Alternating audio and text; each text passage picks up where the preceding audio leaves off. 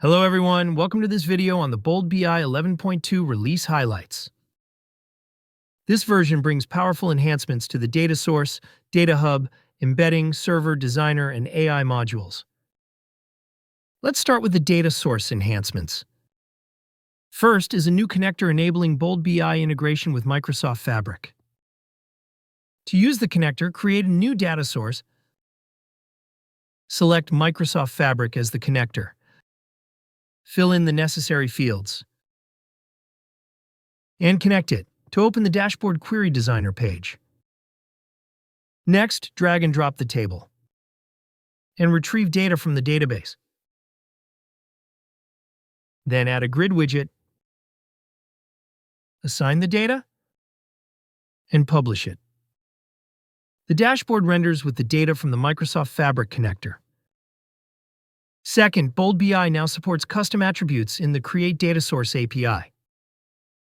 To create a new data source through the API using the Postman tool, add the data source connection details and specify the query with the custom attribute named table. Then send the request.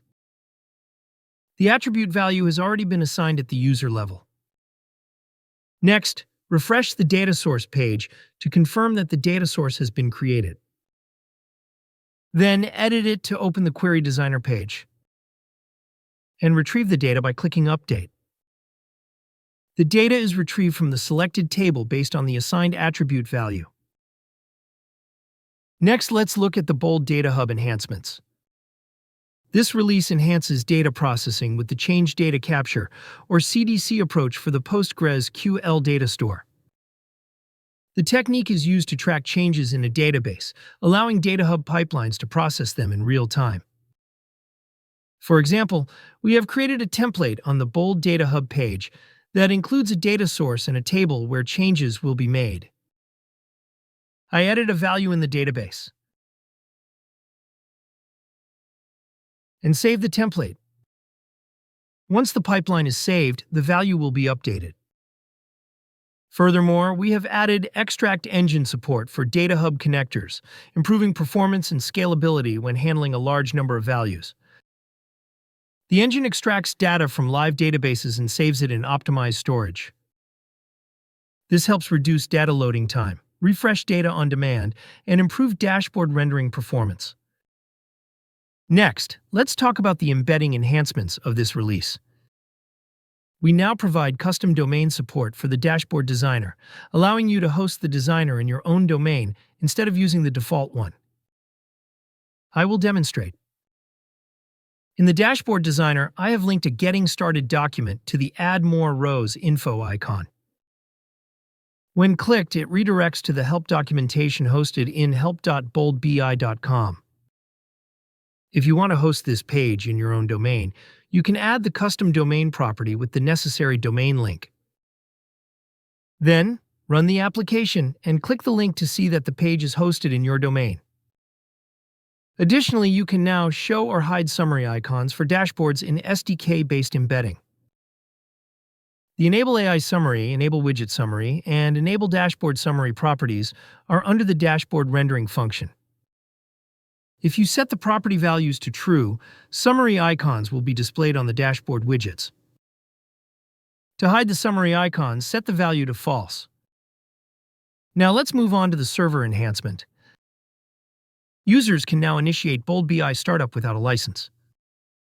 They can do this by clicking the Proceed with 30-day trial option. Next up is the improvement to the Dashboard Designer. We have introduced primary-secondary widget interaction support for combo boxes and date pickers. When you select a value in one widget, another widget will load based on that selection. In this demo, we have designed a combo box and a date picker. We enable the Act as Primary Widget property for both widgets. Then we set Grid 1 as the secondary widget for the combo box, and Grid 2 for the date picker. Finally, we view the dashboard and change the widget values.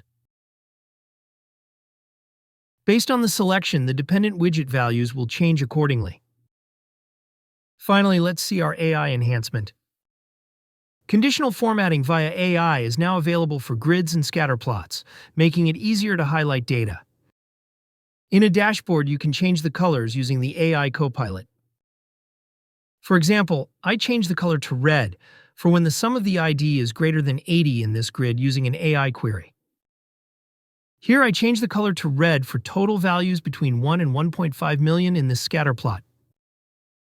In this video, we have covered the major highlights of the Bold BI version 11.2 release.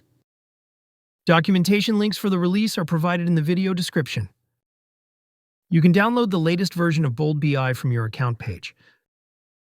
If you are not a Bold BI user yet, we've provided a link in the video description where you can sign up for a free 30-day trial. Thanks for watching.